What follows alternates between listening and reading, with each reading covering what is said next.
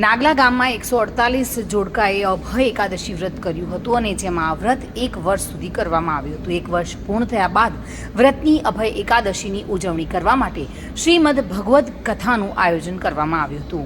નાગલા ગામ ખાતે ચાલતી શ્રીમદ ભગવદ્ સપ્તાહ કથાનું રસપાન કરવા માટે ગુજરાત વિધાનસભાના અધ્યક્ષ અને થરાદના ધારાસભ્ય શંકરભાઈ ચૌધરી, બનાસકાંઠા પૂર્વ સાંસદ પરબતભાઈ પટેલ, થરાદના પૂર્વ ધારાસભ્ય ગુલાબસિંહ રાજપૂત, જીવરાજ પટેલ, રામસેવા સમિતિના પ્રમુખ જગદીશસિંહ પરમાર અને સભ્યો દ્વારા વ્યાસપીઠ પર શાસ્ત્રીનું શ્રી રામ ભગવાનની પ્રતિમા આપીને સન્માન કરાયું હતું.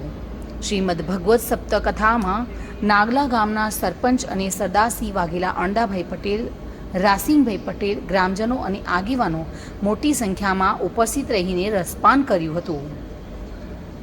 નાગલા ગામે આંજણા ચૌધરી પરિવાર દ્વારા શ્રીમદ ભગવદ્ કથાનું ભવ્ય આયોજન કરાયું હતું અને અભય એકાદશીની ઉજવણી નિમિત્તે આ કથાનું આયોજન કરવામાં આવ્યું હતું. મહેન્દ્ર ઓઝા સાથે bureau report, today Gujarati news.